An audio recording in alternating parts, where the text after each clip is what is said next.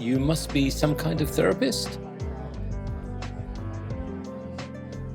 Happy New Year! We are doing something different today on the podcast. This is my first ever monologue podcast, and normally that kind of scares me because when I get in front of a camera and it's just me and there's no one else in the room and there's no one else I'm talking to, I ramble. So I have my fiance here for moral support. I'm looking just above the camera at his face. He is here to make me smile and laugh and help me feel like I'm actually talking to someone, even though I'm just doing a monologue today. So I hope you enjoyed last week's episode. Give it a listen if you haven't. It's one of my favorite songs, and I actually paid for the rights to that song, so you better listen to it. It's a Christmas song. And so this year, both Christmas and New Year's have fallen on Mondays. And if you're a regular listener of this podcast, you know I always release episodes on Mondays. So I picked a favorite song for Christmas, and then for New Year's, I wanted to do something to honor the spirit of newness. I love New Year's personally, although the winter is generally a hard time of year for me. I love sort of the spirit of renewal and reflection. And so I view New Year's as an opportunity to do that. So I thought that since New Year's falls on a Monday this year, and I always release episodes on Mondays, that I would take this opportunity to do some reflection and share that with you. Reflection on what it's been like podcasting for the last year and a half since I launched in May of 2022, what lessons 2023 has brought me specifically, and then some intention setting and goal setting for 2024, because those are important rituals to me. And I want to also use them as an opportunity to share things I've learned with my audience, especially anyone who might be interested in podcasting themselves or might have an interest in sort of seeing how the sausage is made, so to speak. So we're going to talk about what I've learned from podcasting, what I've learned this year, any changes in the direction that I'm hoping to go in the future, both with the podcast and with my life. So here goes. So I wanted to start off with sort of an overview of how successful my podcast has been. And that's not so much to toot my own horn as to orient you as listeners, because a lot of people listening to podcasts have no idea sort of the scope of the reach of that podcast, unless you're sort of a podcasting nerd like I am, and you use websites like Listen Notes, which give you statistics. So I can sort of see like, how does, how many, not how many listeners that a podcast has, but like sort of where a podcast ranks. And so there are people who have no idea how big my podcast is, and there are people who have no idea how small my podcast is. And so I want to say my podcast has been moderately successful. And I've been sort of toying around with the question of, did I foresee this level of success? Did I imagine it being sort of bigger or smaller? And I want to say in general, I'm happy with where things are at. So on average, a new episode will get about 2,000 listens in its first week or so. That's how things have been lately. And so that's between most people listening on audio platforms. I get my statistics from Transistor, and then some people on YouTube. And then lately I've been sharing on X, formerly known as Twitter, as well. And then so it's typically about 2,000, give or take, in the first week, and then a few more thousand sort of trickling in the weeks and months following that. And so I think this is helpful to orient you as a listener, because it does affect my experience, this sort of process of becoming a public figure. And I don't think that's something that public figures talk about very much. There's sort of like a transparency in that, and it can maybe feel a little too vulnerable or a little too prideful to talk about it. But I want to talk honestly about what it's been like for me to go from being somebody who was sort of just a therapist known to the people I had met organically in my life, friends, colleagues, clients, of course, and such, to making this transition into being known as a public figure. What did I anticipate, and what did I not anticipate about that? What did I envision when I started a podcast? So maybe I'll kind of go back to what did I envision when I started a podcast. It really sort of was an idea that evolved from my own interest in podcasting and interest in having intellectually stimulating dialogues with people after gaining a lot as a listener. And I'm actually sitting here With my fiance, who was the first person to ever invite me onto a podcast way back before anyone knew that I had anything to say, and that was a real meet cute. He was looking for resources on self-care and found something I had made as a flyer, not a flyer. That's such an old school term, but it was a PDF handout that I'd made for my clients back at my old job. And I'm really geeky like this. I'll get into an idea and I'll sort of develop a tool. And so I developed this sort of almost like a spreadsheet or a matrix of how to think about self-care in terms of mind and body. And I had like rest, energy, protection, nourishment, all these sort of ways of thinking about self-care. And I never put that handout on the internet, but somebody did. Like somebody who I gave that handout to put it on some university website somewhere. And the man who's now sitting across from me, listening to me ramble, found that somehow on the internet, reached out to me like, "Are you the Stephanie Wynn that developed this self-care handout?" And I was like, "Who, me? You noticed that I did something? Oh, wow." And it's all, the rest is history. So I think he's actually an integral part of the reason why I'm here, because being in a relationship with someone who believes in me has given me the fuel. And then from there, I've, been grateful for the recognition of other people who I've met along the way. And I think that the power of believing in someone is such a huge part of what we do as healers too, as a therapist, as a consultant. Sometimes we need someone to believe in us. We need someone to see our potential. That's also why I'm really interested in mentorship. So I was inspired to get into podcasting partly because of podcasts that I listened to. And I think I was craving an intellectual outlet other than therapy, because therapy is, somewhat of an outlet. It's an opportunity, certainly, to put my mind to use for my clients, but it has to remain focused on what's beneficial for the client. So any interests outside of what is helpful for my client, I would have to nurture in other ways. And I started to feel like my life was kind of lopsided, and I wanted other avenues outside of therapy to have intellectually stimulating conversations with people.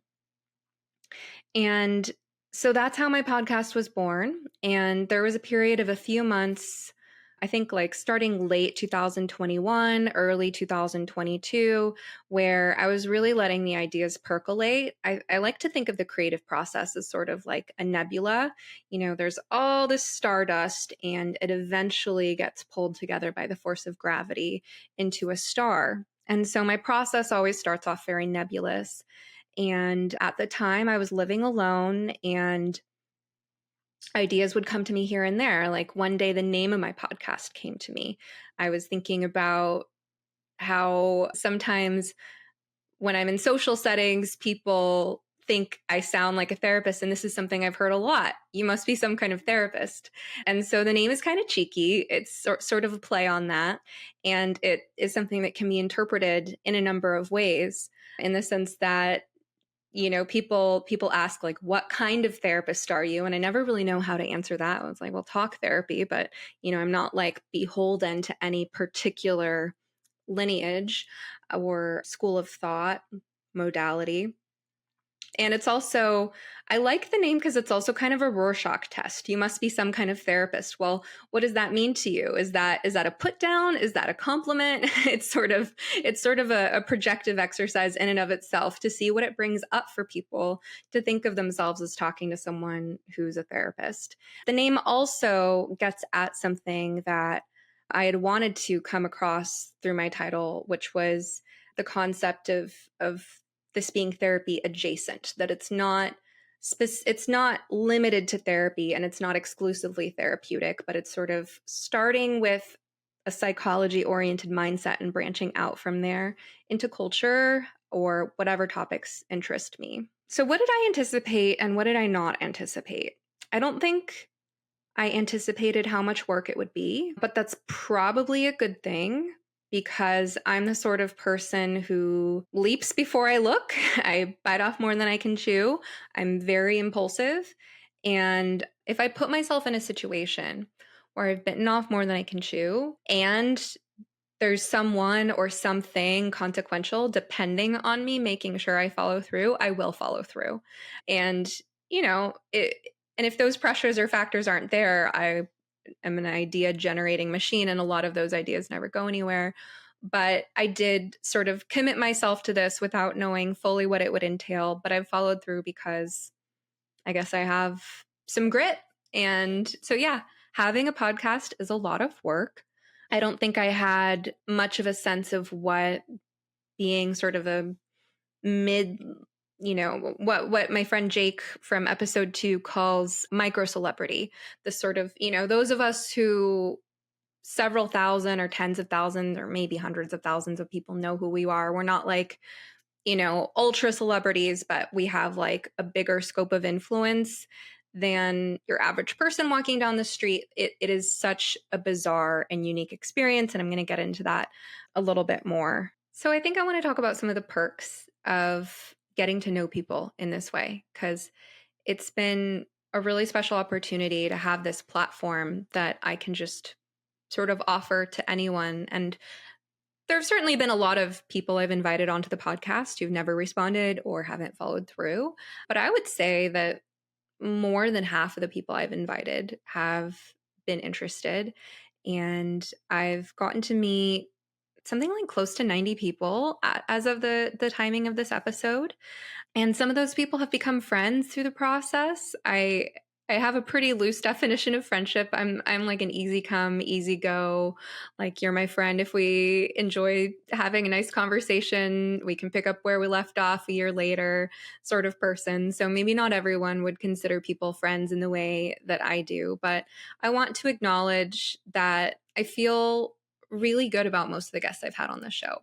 Some people who are coming to mind who I've really enjoyed meeting are, and some of these are going to be episodes that maybe you haven't heard, listeners. Maybe some of these episodes are a little underappreciated, but these are genuine human beings with unique perspectives. And one of the things I like to do on the show is highlight people of exceptional character. And I think that I've done that well with some of these people who you should definitely check out. So some people coming to mind are Jeremiah Wallace. He's a fellow step parent with a lot of virtuous qualities in his character that he strives to cultivate. We talked about step parenting, and that's something I've recently discovered, by the way. There is not a lot of dialogue about in general, and not a lot of continuing education specifically for therapists on the subject, considering how common it is, how many blended families there are in the United States, how many people have divorced and remarried with children. You would think that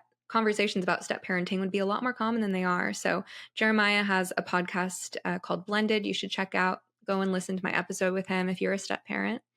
Oliver Davies. I've interviewed many detransitioners on the show, but that one really touched my heart because he has just such a big, beautiful heart. I felt that way about Torin Danowski too, super interesting person. Laura Becker has been really vulnerable with me, Kat Cattinson. So it's been an honor to platform detransitioners and just to get to know them as unique individuals with their own trauma stories and also stories of resilience. And they're sort of the canaries in the coal mine of the things that have gone wrong in our society. So it's really been an honor to hold space for them and share their voices on my podcast. It was really special interviewing Heather Hying. I consider her a personal mentor. She's one of my inspirations for starting this podcast. As I mentioned, I was listening to a lot of podcasts before I started this, and Heather Hying, her podcast is Dark Horse, which she shares with her husband, Brett Weinstein. It's a very popular, well-known podcast. I would highly recommend checking it out if you haven't already. I admire her so much, and I remember, actually, I have a story about this. So when a friend first told me about Dark Horse podcast, I was listening to it for a few months, and then I said to him, I'm going to meet them someday. And as I've mentioned, like, I'm the sort of person, I bite things off and then figure out how to chew them. I also sometimes just spontaneously say something's going to happen. And this was one of those things where I'm just like, I'm going to meet them someday. And my friend was like, yeah, right. Okay, good luck. I'm sure there are plenty of people who'd like that. Well, sure enough, I've met Heather Hying, and she's been so kind to me and supportive and encouraging. And I also really enjoyed meeting Leonard Sachs. He's the only person who I can say I've read all 4 of his books that I've had on my podcast. He's excellent. I recommend his books to so many people. And that episode that I did with Leonard Sachs is just so full of valuable information. Plus, he's a great storyteller. I enjoyed meeting Jamie Reed and evaluating a detransitioner's medical records together. She gave me some really great feedback about what that process was like for her and suggested that we do more stuff like that. So, hey, if you are a detransitioner that wants me and Jamie to look at your medical records together on a podcast, that is something that we could certainly revisit. I've enjoyed meeting people who at one point in time, I would have thought we have really different beliefs, like people who, like Samantha Stevenson. We did an episode on faith and bioethics. She comes from a Catholic perspective. Robin Atkins, she is a pro-life therapist who considers her pro-life views also very pro-woman and very feminist in nature. And I just think she has such an interesting perspective. We did an episode debating abortion because I've always been pro-choice. And that episode wasn't intended to change anyone's mind. It was just intended to say, hey, most people are pretty staunch in their views, whether they're pro-life or pro-choice. And we need to get better at having conversations about the subject as a society rather than just trying to force other people to accept our views. So I really appreciate Robin for having that conversation with me. I think that one was called Two Therapists Debate Abortion. And she's another one of those people that's just been such a wonderful person to remain in touch with. Some other people who I've met who I've considered sort of loosely friends and maintained ongoing connections with are Soad Tabrizi. She's a therapist in California. Amy Sousa, who, gosh, we started talking before I launched my podcast. Zach and Cynthia of the Paradox Institute. They're lovely people. It was really interesting talking to Josh Slocum of Disaffected Podcast about death, because as anyone who listens to Disaffected knows, Josh mostly talks about cluster B personality dynamics and how prevalent they are in society. But he just every so often casually mentions that he spent a long time working in the funeral industry. And so I was like, hey, let's talk about that. Let's talk about what you know about death, right? So that was an interesting conversation. And I remember he appreciated that I was asking him about something he doesn't get asked about a lot. That's another thing I try to do on this podcast is I always ask my guests before we start recording, like, what aren't people asking you about? Or you've been on all these shows. What questions haven't you been asked yet? Really enjoyed meeting Carol Sherwood. She, along with Christine Seethan, both of them are from Critical Therapy Antidote, which I'm going to be doing more work with in the coming year. It was awesome to meet Megan Murphy. I really enjoyed my connection with Simon Esler. He's a filmmaker and a deep thinker. And I remember chatting before and after just thinking, wow, if his family and our family lived in the same town, we'd probably be hanging out all the time. Corinna Cohn has been a great person to remain in touch with. Corinna has hosted me on Heterodorks. And honestly, there are a lot of other people I'd love to give shout outs to, but those were just sort of the first people that came to mind when I was writing my little list of, like, who do I want to acknowledge as, people I've had sort of ongoing connections with. And I think I'll go from there into what I've learned makes a good guest, as well as sort of some of the letdowns, unpleasant surprises, and disappointments. And this is really definitely not going to name names when it comes to anything that hasn't worked out so well, but just more for people's information. If you're thinking about going into podcasting yourself, or you're thinking about being a guest on someone's show, you're thinking about being a guest on my show, I think it might be helpful for you to know from this perspective, from the podcaster's perspective, what's helpful and what's not helpful. And when I thought about, in advance of recording this, when I thought about what makes a good guest, I thought it really comes down to 3 things that are all forms of being considerate of the listener's experience, being considerate of the host's experience, and being considerate of your own experience. So starting with being considerate of your own experience, that's just about grounding yourself, thinking about, what do I need to do to be comfortable having this conversation? Because it is nerve-wracking being in front of a camera with a microphone. And when I think about the things that have gone poorly, some of them had to do with people maybe not taking care of themselves or being considerate of what they needed in order to get comfortable with the mic and camera. And then later their vanity sort of got in the way of my publishing schedule or, other sort of technical needs on my end. So being considerate of your own experiences, how do you need to prepare yourself to show up so that you can relax and focus on being considerate of the host and of the audience. So being considerate of the host means, showing up on time, being communicative, letting someone know in advance if you need to cancel or reschedule. I've actually gotten that one wrong a couple times and I felt so bad about it. I'm going to tell two different stories.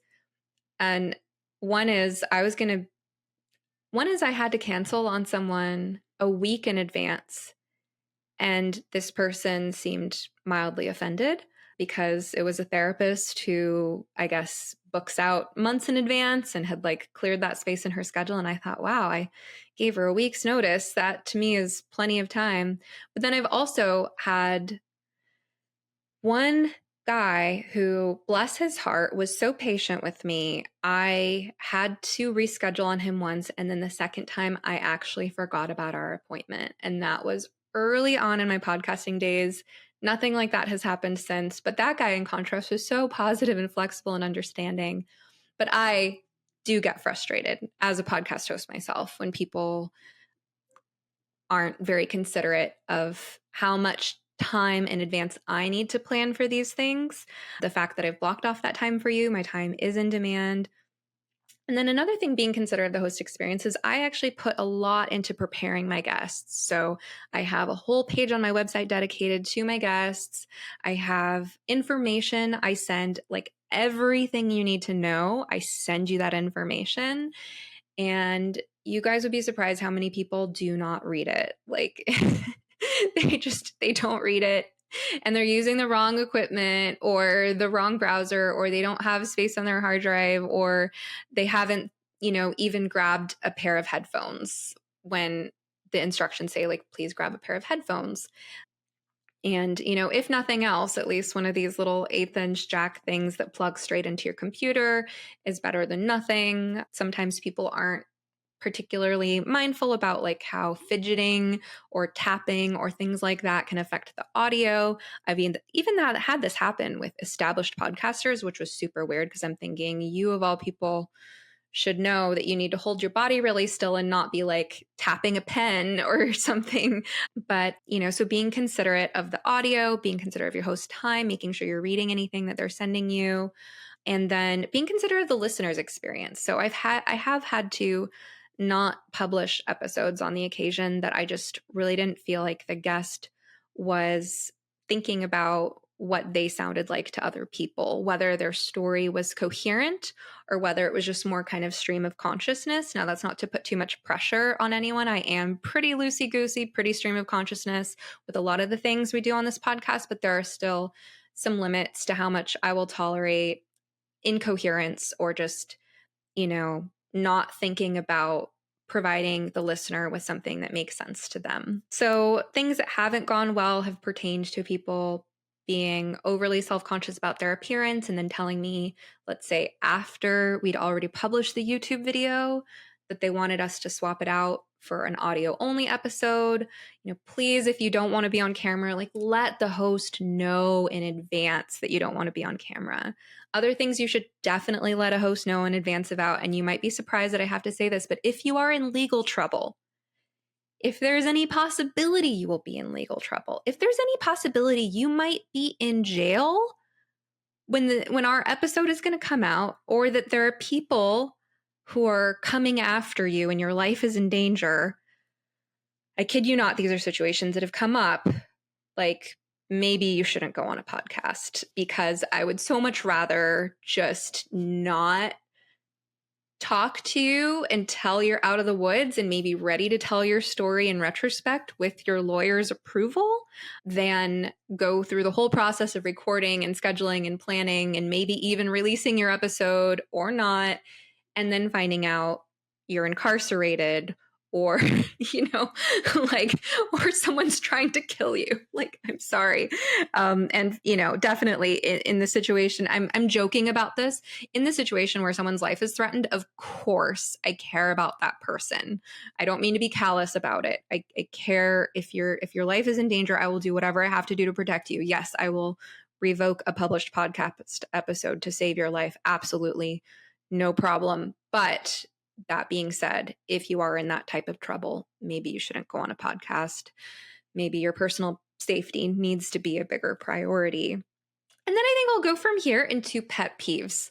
So, pet peeves, besides people not reading the information I send them about how to be prepared, guest pitch emails from PR agents. I get a lot of these. I think I started getting them when my podcast entered the top 2% or so, according to Listen Notes. So, according to listennotes.com, You Must Be Some Kind of Therapist podcast is in the top 1.5% of podcasts globally, which is awesome. I still consider that moderately successful because there are a lot of podcasts out there that never go anywhere. So I think, you're sort of moderately successful if you make it into the top 5 or 10%. And then I would say ultra successful is like less than 1%. But that said, my podcast is big enough that I do get a lot of guest pitch emails from PR agents, and these are salesy, they're fake. I can't stand liars, and when I get emails from PR agents who pretend they listen to my podcast, and I can just tell that they have no idea. They've just read the description of my podcast, and they're like, "I love your podcast. I'm such a big fan. By the way, have you heard of so and so?" No, don't do that. If you want to come on my show, and I can't speak for other podcasters, but I wonder how true this is for how other people feel as well. I want to hear directly from you. I want to know that you know what my show is about, that you have listened to it.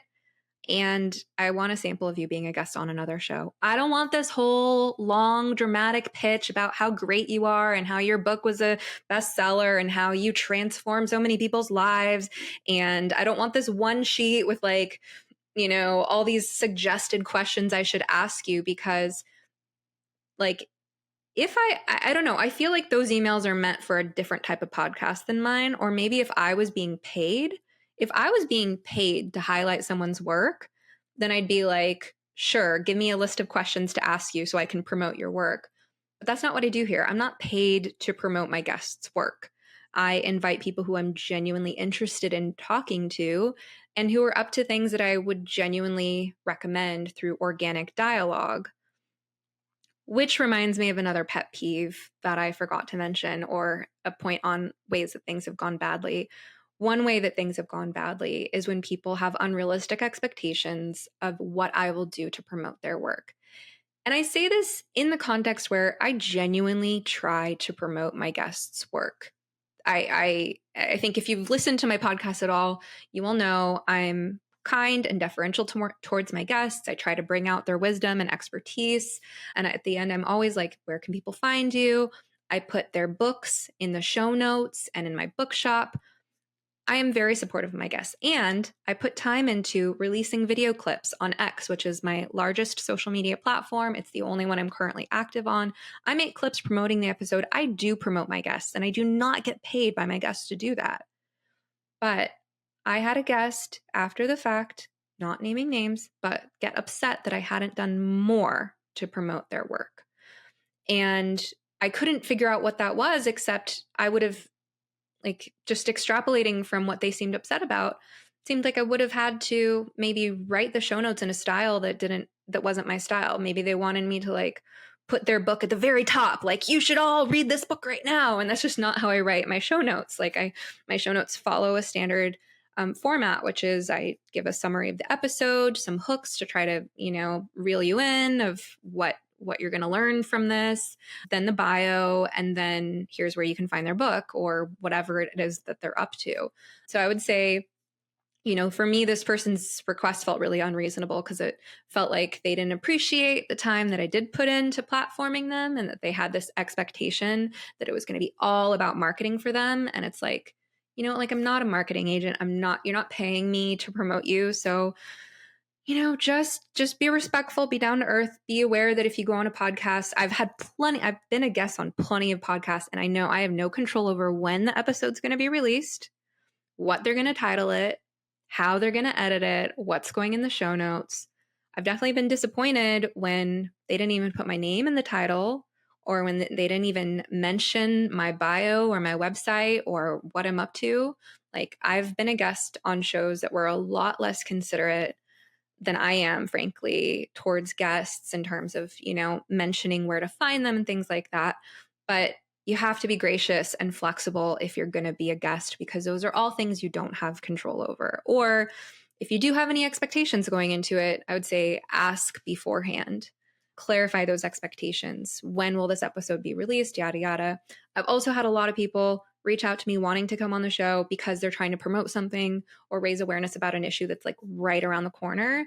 That doesn't work. I don't know. Maybe that works for some other shows. I can't speak for other hosts, but for me, I plan things out months in advance. And so, like, if you're getting in touch with me because you have something that you need to like raise awareness about that's happening in 2 weeks, it's probably not going to happen. So my fiance just reminded me that I forgot to mention one of my worst mistakes, which I think was made not once but twice, which was forgetting to make episodes anonymous. I feel so terrible about that. It's all been corrected now. It was short term. I think both times that it happened, the guest requested to be anonymous, and basically there was a communication glitch. I knew that the guest intended to be anonymous. I thought everyone on my team knew that the guest intended to be anonymous and that it was to be produced as an audio only episode. But I do take full responsibility for the fact that I did not make 100% sure that everybody knew exactly what I intended for that episode. And so there were a couple of episodes that got released where for a short period of time, the video was available and was not supposed to be. And so I felt really bad about it when that happened. And that sort of mistake will never happen again on this podcast because A, I learned my lesson the first time, and B, we switched our production process. So now it's completely in-house and it's just me and my fiance. I'm no longer working with anyone else. Really grateful for his help working on the show because we love each other. And the fact that I'm not paying other people to do this work means we can set aside that money for our wedding. And also, everything that happens from start to finish on this podcast happens right here in my home. And so the communication, those sort of communication gaps will never happen again. I recently told you about a group called Do No Harm, who's working to do just that. Eliminate the harm that so-called gender-affirming care for minors and political ideologies in medicine are causing. Do No Harm is made up of thousands of members across the country, from doctors to nurses to policymakers to concerned parents who see what's happening at practitioners around the country and are waving a red flag. Membership is free, and you get unlimited access to information from experts, on-the-ground updates from people working in medicine or state houses to take a stand, and collaboration with other thinkers. Learn more and sign up at donoharmmedicine.org/sometherapist to learn more. That's donoharmmedicine.org/sometherapist. So I guess next I'll talk about lessons from 2023, not just from podcasting. My biggest lesson from 2023 has to do with adjusting to being chronically ill. So I've been chronically ill longer than that because I got COVID in late February of 2022, and it was probably in May of 2022 that I was like, wait a minute, I'm still not better. And it was right when I was launching this podcast. There was a lot going on at the time. And actually, this has to do with sort of the whole story arc of the podcast. So maybe I'll kind of go back because I don't think I'm done talking about the story arc of the podcast. I started planning the podcast in fall of 2021, had originally planned for, I think, like a February or March launch. And then some things came up. I needed to push the launch back to May of 2022. Yeah, May of 2022. And since I'd already pushed back the date once, and since I am sort of tenacious and will not be told what to do and will not be set back by life circumstances, I wasn't going to push it back one more time.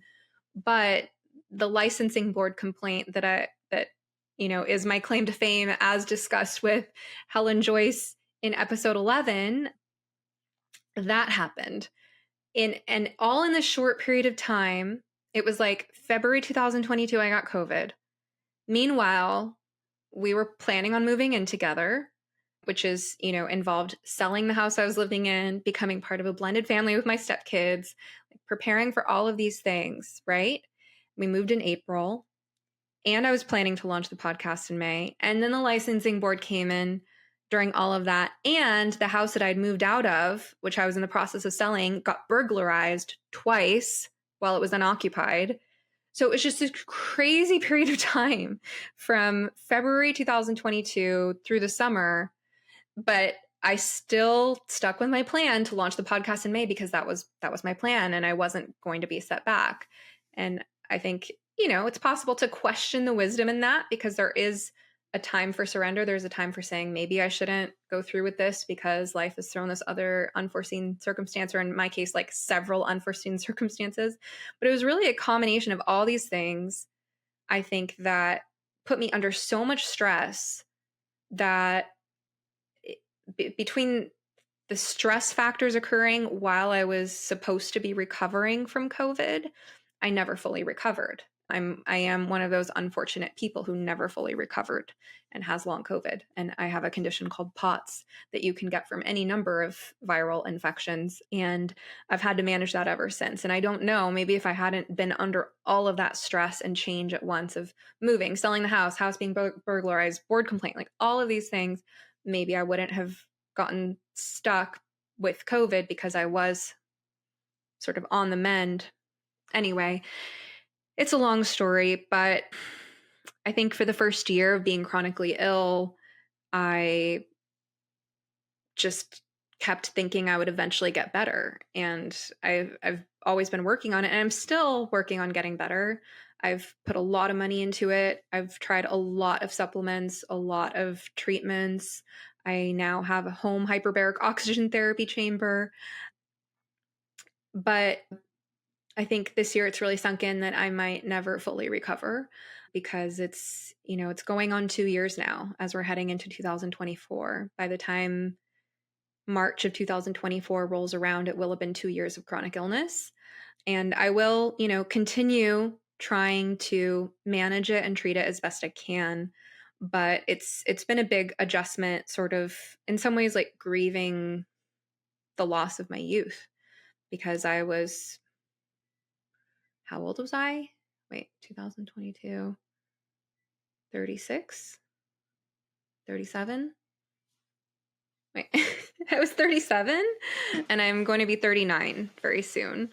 So I went from being a pretty active person in my mid 30s. Yeah, I was an active person in my mid 30s. I mean, we got COVID in Mexico after a week of boogie boarding. Before that, I'd been walking 3 miles a day and lifting weights 4 or 5 days a week. I did a lot of gardening and yard work. I went on some pretty epic hikes, which I'm at this point not sure if I'll ever be able to do some of those favorite hikes again. Like, I'm thinking of this one beautiful hike here in Oregon that's basically 8 miles with like an 11 or 1200 foot elevation gain. And I don't know if I'll ever be able to do that again. I also used to dance like crazy. So going from being a pretty active 30 something to entering my late 30s and having this chronic illness that made me feel like I aged 30 years and 3 months. I think it's been a real like grieving, like an ongoing grieving process for me and an adjustment. And I've just had to sort of roll with just doing what I can do every day and trying not to stress about the rest, and really leaning into the support of my fiance, who at this point is very accustomed to being the one to go up and down the stairs if it's early morning or late at night. Because with POTS, if I go up and down the stairs early morning or late at night, I feel like I just ran a mile. And so I have a very sweet person who's here to take care of me. He never makes me feel bad about being sick. He always encourages me to rest if I need it. And it allows me to just kind of focus on doing what I can do. So I'm definitely in way worse physical condition than I was a few years ago, but I still try to walk every day if I can, even if I'm tired, even if it's just a short walk. I try to do what I can do to keep my body conditioned, and then I just allow myself to really dive into my work. I think being sick has sort of forced me to dive into my work because A, I don't have the physical energy to do as much around the house or be as physically active. And B, I think there's kind of this anxiety of like not knowing if I'm going to be okay. And so the fact that my brain still works well enough to work, I work as much as I can. And I'm grateful for the financial abundance that affords us and for the opportunity to save towards future goals. And so, yeah, I would say adjusting to chronic illness has probably been my biggest lesson from 2023. So I just stopped and asked my fiance what he thinks or how he thinks I've grown this past year. And he said, I didn't just sit idly feeling sorry for myself. I got to work researching and trying to find treatments for my condition and things like that. And, of course, I'm thinking, yeah, but I did spend a lot of time feeling sorry for myself. Like I definitely threw myself some pity parties. But I actually think there's a connection. I mean, you're right that I did try a lot of things. Acupuncture, I've been to several different doctors. I've done float tanks, hyperbaric. I spent a lot of money on hyperbaric, made it a big part of my life, rearranged my schedule around it at one point. I think there's a connection between some of the insights from being ill and the other piece of reflection that my fiance just offered me, which was that he thinks I've gotten better at having boundaries and having expectations of my guests, for instance. And I think part of that's just like learning what works through experience and also discovering my value. I've gotten a lot more confident, even though I still, for the life of me, cannot just sit here and talk without anyone to talk to. Like it will be rambling and incoherent. I do think I've gotten a lot more comfortable speaking and more comfortable, I think, putting on my blinders, prioritizing, and just sort of recognizing. And this ties in with lessons from being a public figure, which I want to get to, just that as a public figure at my level, where I'm sort of just famous enough that enough people want a piece of me that it's overwhelming, but like not famous enough that people think I'm going to be out of reach or off limits. You know, like if I was Taylor Swift, nobody would expect to hear back from me. I say Taylor Swift just because for some reason she's a celebrity that's on everybody's mind, even though my fiance and I have listened to her exactly once on a little retreat, on a little getaway where he was like, we talked about how funny it was that we didn't even know what Taylor Swift sounded like. And he was like, well, let's listen to Taylor Swift then. But you get what I'm saying. Like it's an uncomfortable level of fame to be sort of a solopreneur podcaster and have this many people know who you are. But I think I've had to get comfortable with not being able to stay on top of email, even though I really do love my email system, Superhuman. And if you go to sometherapist.com/superhuman, you can get 1 month free. I do love Superhuman. It's a great email system, but I will never be on top of all my email. I have given up on responding to DMs. I don't have DMs open, but even for the people who can reach me that way, like I just have to be comfortable letting people down, not responding to everyone or everything, putting on my blinders in order to get deep work done, which is the creation and production of a podcast is deep work. There are many steps I need to take every week to get that podcast episode ready. And that's just my half of it. I'm not the one doing the editing. I had a professional editor. Now I have my fiance who's just as good as a professional, but he's a man of many hats. So I've gotten comfortable putting on my blinders, not getting everything done. I love Oliver Burkeman's 4,000 Weeks. I believe the subtitle is Time Management for Mortals, because it's sort of the antithesis of your typical time management book, which promises that if you just use this or that strategy, you can get it all done. His message is, no, you'll never be able to get it all done. And life is precious. And, your time isn't even your own. Your priorities are determined largely by other people and by forces of nature and unforeseen circumstances. So given how little control you really have over your time, how are you truly going to choose to spend it knowing you'll never get everything done? So I think I've gotten more comfortable with that. Deep work being, of course, a podcast, writing, which is something that I miss. I would say becoming more sort of in demand has filled up my schedule to the point where I don't have deep work time to just write. And then, of course, seeing clients. So I have my therapy practice. I would say another big lesson from the past year has to do with opening up a consulting practice. So I have a new website, stephaniewynn.com, in addition to sometherapist.com. And stephaniewynn.com brings together my therapy and my consulting services. When I first became known, people started reaching out to me wanting therapy from all over the country, and I was just turning people down left and right, like, no, I'm not licensed to provide therapy in your state, yada yada. And then I started realizing a lot of these requests, they weren't just looking for therapy, they just wanted to talk to me. And so I started changing the standard where it's like, I need to find out, are they looking for therapy? Does this person have a mental illness that needs to be treated? Are they at risk of suicide, harm to self or others, addiction, abuse, anything like really serious where I need to think responsibly as a mental health professional, make sure they're seeing someone's licensed to provide the right type of treatment in their state? Or maybe do they already have those needs taken care of, or are those needs not the issue, but they really want to pick my brain about a given issue? And it's because of the things I say on my podcast or on other people's podcasts or on my blog. And they don't care if we call it therapy, or maybe they don't want to call it therapy. They just want to talk to me. So after seeing enough of that, I decided to start offering consulting. And that's been really fulfilling, to the point where I even had someone who's a listener of this podcast come to me recently asking, like, are you planning to stop doing therapy? I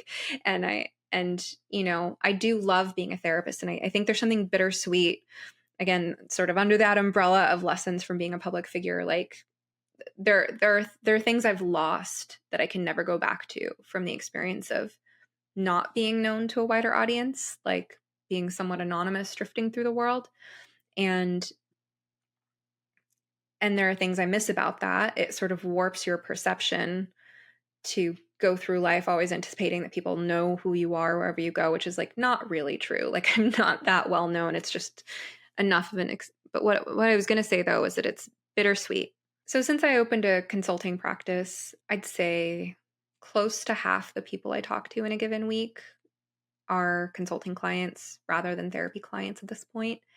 And there are things I miss about, as I was saying, sort of not being known.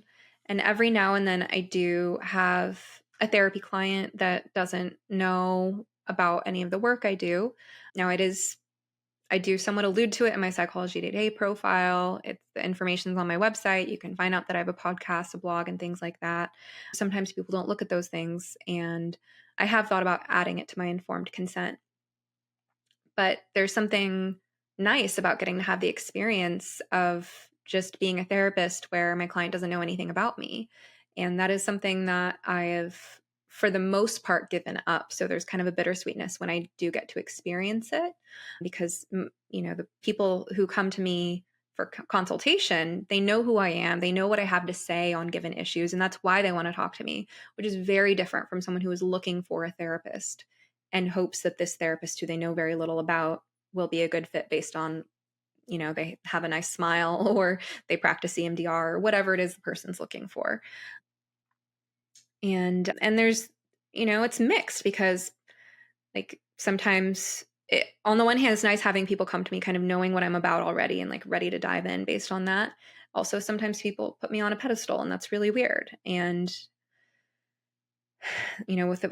with being on a pedestal, it's like what goes up must come down. There's kind of this dehumanizing element, and there's this instinct in people. And I haven't experienced this from my consulting clients. I'm just sort of skipping around now. But like, I remember I put on an event once where it was a local event in person, and someone brought someone who she knew, who was I guess like a big fan of my podcast. And I just remember like the look on this person's face being around me was like I don't know. It was like the same way that I look and feel when I'm around someone I really admire. And I'm like, am I in the same room as that person?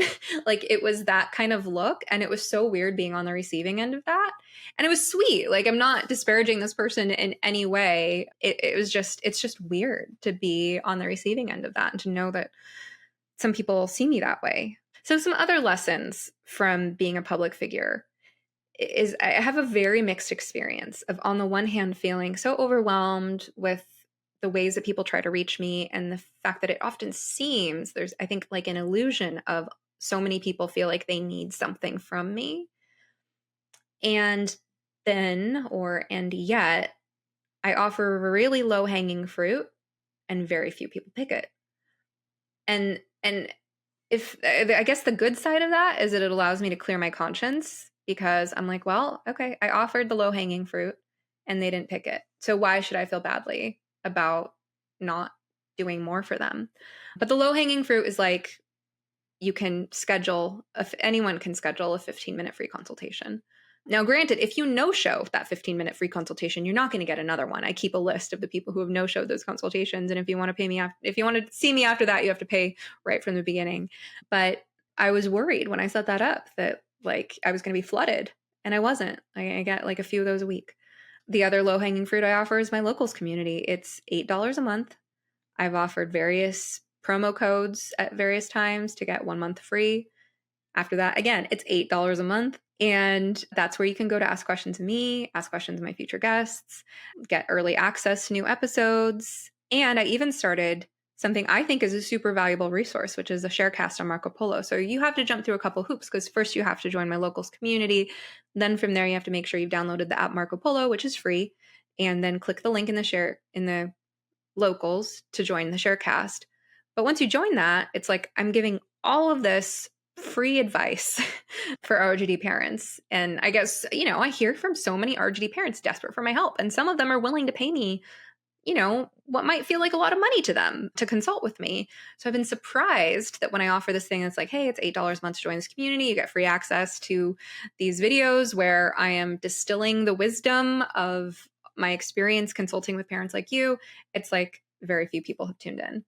So it's weird. And it's a lesson from being a public figure that, it's sort of an illusion that people are desperate for my help. But like, if I'm offering these things that are fairly easy to take advantage of and people aren't taking it from there, then I really can't feel too badly that I'm not like responding to people's email or, because they're not kind of doing the steps on their end. So maybe now I'll talk about goals and hopes for the future, because I've been sort of reflecting on the year behind and the, in terms of 2023, and then more broadly, the year and a half plus behind of, what it's been like from this podcast's inception to present. So I want to talk about where I'm going with the podcast. I have at times deliberated changing my release schedule, because it is a lot of work to produce a weekly podcast, and that it does take time that I could be putting into other things. And frankly, I would make more money if I spent this time seeing clients. Like hour per hour, I make more money doing therapy and consulting than I do podcasting, for sure. Although having a podcast, being known and recognized, has allowed me to have people seeking me out specifically. And that's a really good feeling. As I was talking about earlier, just being able to dive right in and help people who already know what I'm about, focus on really specific issues that they feel like I'm qualified to address. But that being said, although I've thought about changing the release schedule, I do still have so many people to talk to and so much to say. And the podcast is just starting to become lucrative. So one of my hopes for the near future is to get more paid ads to make this more sustainable. So I do have affiliate ads, and I'm really grateful for anyone listening to this who has bought any of my affiliate products, namely 8 Sleep and Organifi are the main ones that I do ads for on this podcast. You can also see more affiliate stuff on my website at sometherapist.com/shop. But that being said, paid ads are awesome. And I think my podcast has just sort of reached that level where sort of the CPM model would help this to be more financially sustainable. I'd love for more people to join my locals community as well, because that also helps the podcast keep going and gives me valuable sort of feedback from engaged listeners. Another thing I am really excited to do in 2024, and this is sort of an announcement. I know it's an announcement I'm making really late into the episode, but is going deeper and building friendships over time with colleagues. So earlier I talked about, some of the people I've connected with. Certainly did not mention everyone. There's just a lot of wonderful people I've talked to on this show. But that being said, one of the things that you can look forward to in 2024 is that I will be having return guests back, and that'll be in a number of ways. So the first way I'll tell you about is, if you've made it this far, be on the lookout next week, January 8th, for a part 2 with Helen Joyce. Episode 11 with Helen Joyce, Debunking the Myth of Conversion Therapy, was the most listened to episode for a long time. Maybe still is. I think maybe my James Lindsay episode came close, but I was long overdue for a part 2 with Helen Joyce, and that one is January 8th. So it's coming out next week. But in addition to that, in addition to the occasional part 2 with a guest one-on-one, I'm also going to be bringing back former guests in new configurations. So I'll be having groups of 2 and 3 guests, all of whom I've talked to in the past, bringing them together in groups to try out a new format this year. And that is, I think, going to fulfill some needs for me, just to feel like I don't know, there's there's something about just having like a really deep conversation with someone and then never seeing them again. It's like an intellectual one night stand. It's like you have this incredible sense of intimacy and then you never talk to the person again. And some of the guests I've had, it felt like that was all that we needed to say to each other. Not to disparage those episodes in any way. It's just like we covered it all in an hour and a half or whatever. But then there are also plenty of guests where it felt like it was just getting started at the beginning of some kind of relationship. So, and as I did mention earlier, I have had ongoing communications with many of my previous guests, if, texting, DMs, occasional calls and Zooms and stuff like that, and various types of partnerships. But we're going to be bringing a lot of previous guests back together, just have an ongoing conversation to feel like I'm deepening these sort of friendships over time with colleagues and interesting people. And I think cross-pollination is super interesting because I'm big on world bridging. I've always been sort of one of these people who's like never fully in the center of any one social circle. I'm like on the outskirts of several, and I bring people together, and I'm a connector. And so I think it'll be really interesting to see different people I know from different ways coming together. So you can be on the lookout for that in 2024. And you might see more partnerships with colleagues and organizations like Do No Harm, where I am blessed to be a senior fellow. I've been running ads for them to raise awareness and encourage people to join and become members. I'll also be promoting in a similar way my friends at Critical Therapy Antidote. So I've interviewed a few people from Critical Therapy Antidote. Carol Sherwood and Christine Seethan, my previous guests, are both pretty central to CTA, but a lot of other people who have been on the show who are therapists are more kind of peripheral to it. And so I'm encouraging people to join CTA, and I'll be doing more partnerships with them in the new year. And then the same goes for Open Therapy Institute. I've interviewed Andrew Hartz on a previous episode, and he is the founder of Open Therapy Institute. They're up to wonderful things, moving in some great directions. And so you can expect to maybe hear some updates throughout 2024 about groups like these, and maybe even FAIR in medicine and, possible other groups to be determined. But I am excited to have so many wonderful friends and colleagues to connect with. Another goal for this podcast, and I say this very tentatively, but is to not be so zoomed in on gender stuff, because I've gotten kind of pigeonholed, and it's like I don't know, there's like some kind of feedback cycle to it where I sort of became known in the gender critical community and really sought out by ROGD parents specifically. And that's like the content that people want from me. Also, the fact that I am vocal about those issues, unfortunately, in today's political climate, means that certain other people don't want to talk to me. People who I might have other common ground to explore with, but they maybe haven't had their eyes opened on the gender issue yet, and they just see it at first glance and they think I'm like homophobic or something, which is not true, but they don't want to deal with gender critical people. And so it's been somewhat isolating from certain communities, and it's sort of funneled me into a little bit of a whirlpool of a certain community. And granted, I mean, I do think gender issues deserve a lot of attention. I think it's the biggest medical scandal of my lifetime, certainly. And I feel a tremendous sense of responsibility on behalf of the mental health professional community. I feel like we've damaged people and alienated people, and we've got some serious work to do. And I know that I have an important voice given my background on this issue.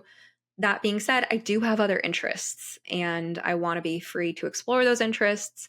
And so even though it feels like every other episode is about the gender issue, I do want to talk to fellow psychology professionals about other psychology topics.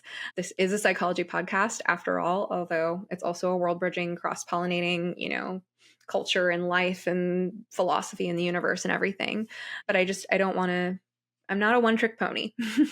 and I think people are treating me that way too. Like they're like, I've gotten responses from people about having me on the podcast, on their podcast, where they're like, yes, I do want to have you on my podcast someday, but I'm not ready to address the gender issue yet. And I'm like, okay, we can talk about other stuff. Like I do have other interests. And then finally, I want to talk about goals and hopes for the future in general. So some things that I'm considering making changes would be moving toward being private pay only in my practice, because there are some frustrating things about dealing with insurance panels. And I've had many reasons to hesitate on, taking the leap and just going fully private pay. But there are therapists who are less well known than I am who have fully booked private pay practices. And so I think I'll be sad to have to let go of people who are only able to see me because of insurance, but I think it might be the right move for me eventually.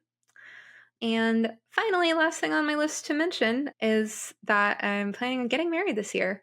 So 2024, going to start planning our wedding. Not for sure, because we don't have a venue booked yet, but I'm hoping to marry the sweet man sitting across from me in 2024. And so that means that I can't be fully 100% zoomed in on podcasting and even therapy and consulting and all of that, because I do have a personal life. I forget that sometimes, but I have someone really wonderful who is in many ways the wind beneath my wings, because he believes in me and supports me and encourages me. And that has made all the difference in my life. I feel like it's a big part of the reason that I'm able to do what I do.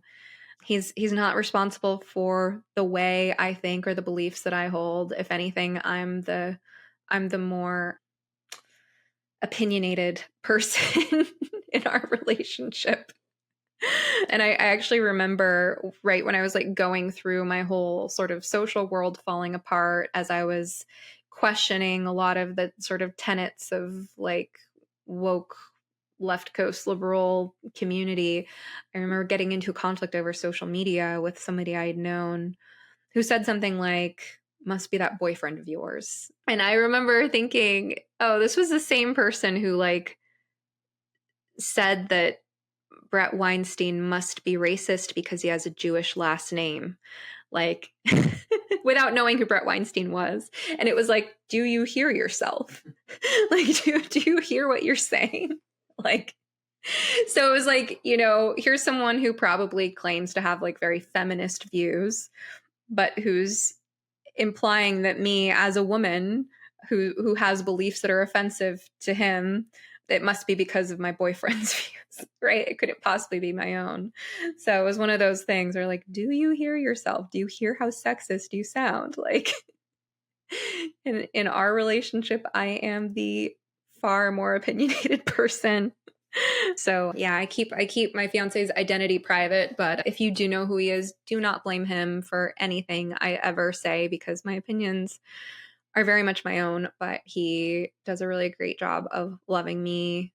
I want to say loving me unconditionally, although one of our guilty pleasures is reality TV, because I feel like my brain is always working on these like high level, complex, deep issues. And then I just like to eat like mental junk food every now and then. I'm just watching some really crappy reality TV. And I don't know if anyone here has watched dating and marriage reality TVs, but there are a lot of cliches that people say. Like, for instance, what's some of the language young people use these days? They say 100% in reaction to anything. They say feeling some type of way as a way of describing an emotion. Which, by the way, I polled my Twitter audience and they said that that was actually a term originally from Black culture that meant you were horny. But it has now evolved since then to mean any type of emotion. And another cliche they say on dating and marriage reality TV is unconditional love. They talk about unconditional love. And my fiance always makes fun of that because he's like, there are limits to love. Like, there are lines that a person could cross where you would have to stop loving them for, to protect yourself. And I just think that's interesting coming from someone who really does feel like very unconditionally loving toward me and always sees the best in me. So another lesson I've learned from doing this type of work, I can't imagine having to deal with everything that can be stressful about being a public figure without knowing a lot about psychology. Because knowing a lot about psychology helps me stay sane in the midst of some really crazy making stuff, like cluster B dynamics, for example, people idealizing and devaluing and demonizing you on the internet, that kind of stuff. And also being aware of my own cognitive biases, like we all have. And so one sort of cognitive distortion that we're all prey to is that negative information stands out a lot more in our minds than positive information, especially when it comes to social stuff, because we're social creatures. We're wired for affection and connection. And the sense that we are at risk of being cast out from the tribe triggers this deep primal survival fear in us. And I've had that fear tested many times. I would say it's been an emotional roller coaster this first year and a half and some change of being known to the world. I've been emotionally reactive at times, and I've had to learn how to sort of weather the storm and maintain a more Zen-like attitude and create certain boundaries and things like that. But I'm really grateful that at least I know that I have this bias to pay more attention to the negative stuff than positive. And the truth is that the positive does outweigh the negative in terms of how I've been met. Now, that's partly because I've blocked a lot of people on social media. Which, like, people make a big deal out of, like, oh my God, so and so blocked me. But my policy, and I think the policy of some other like relatively sane people, is no, like, you block as a preventative measure if there's any indication that someone might be a source of trouble, because you only have so much bandwidth, and why waste your energy getting stressed out and psychologically impacted and potentially derailed by people attacking you. So if you see evidence that someone's going to use ad hominem attacks or whatever, you just sort of block preemptively. And that's what I do. So that's one of the strategies. I have some other strategies in place, like with regard to YouTube comment moderation and things like that, to sort of filter out the negative. But that being said, my point in acknowledging all of this is to say, A, what keeps me sane, but B, thank you to all the people who are sending those positive things, because I do try to pay attention to that and remember the words of encouragement that you sent me, the emails, the YouTube comments. I really, really appreciate YouTube comments. It helps with the algorithm, the positive comments on X. I'm no longer active on any other social media platforms because I've just been trying to focus my energy on deep work and important things. And so why spread my energy thin by worrying about like Instagram content or Facebook or anything like that? But, to all the people who have sent positive feedback, who've let me know ways I've touched your lives, I really appreciate that. It's really been an honor to have been sought out in particular by a few people who, maybe like reach out to me once, or maybe did like a one-time coaching or consulting session because they were looking for support with their self-expression. I'd say that's the second most common issue people reach out to me for help with. The first is ROGD, rapid onset gender dysphoria, a term coined by Lisa Littman. But the second is people who are seeking support with self-expression, self-actualization, and communication.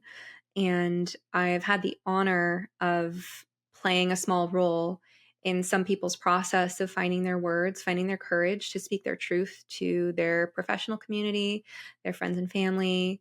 And it is such an honor to be in that role for people. And so I really appreciate your words of encouragement, letting me know how my work has been impactful for you. Really appreciate also the fact that you are listening to this podcast when there are so many other podcasts you could be listening to.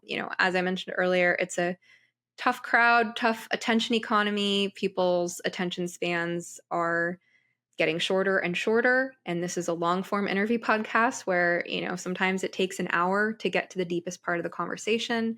And so I just appreciate those of you who believe in me and who find so much value in this podcast that you're choosing to spend your time and energy doing this when there's so many other things you could be doing. If you want to let me know what you want me to talk about in the future, if you have any questions for me, the best way to do that is join Locals. It's only $8 a month. I do periodically give away promo codes and things like that. If you're my coaching client, I give you a code, so it's only $1 a month, and that's at somekindoftherapist.locals.com. So if you want to be more engaged, that's a place to go. All right. Well, thank you so much for listening, and cheers to you in 2024. I hope you enjoyed this episode of You Must Be Some Kind of Therapist podcast. To check out my book recommendations, articles, wellness products, guest episodes on other podcasts, consulting services, and lots more, visit sometherapist.com or follow me on Twitter or Instagram at sometherapist. If you'd like to go deeper, join my community at somekindoftherapist.locals.com. Members can dialogue with other listeners, post questions for upcoming podcast guests to respond to, or ask questions for me to respond to in exclusive members-only Q&A live streams. To learn more about the gender crisis, watch our film, No Way Back, The Reality of Gender-Affirming Care at nowaybackfilm.com. Special thanks to my producers, Eric and Amber Beals at Different Mix, and to Joey Pecoraro for our theme song, Half Awake. If you appreciate this podcast and want more people to find it, kindly take a moment to rate, review, like, comment, and share on your platforms of choice. Of course, just because I am some therapist doesn't mean I'm your therapist. This podcast is not a substitute for medical advice. If you need help, ask your doctor or browse your local therapists online. And whatever you do next, please take care of yourself. Eat well, sleep well, move your body, get outside, and tell someone you love them. You're worth it.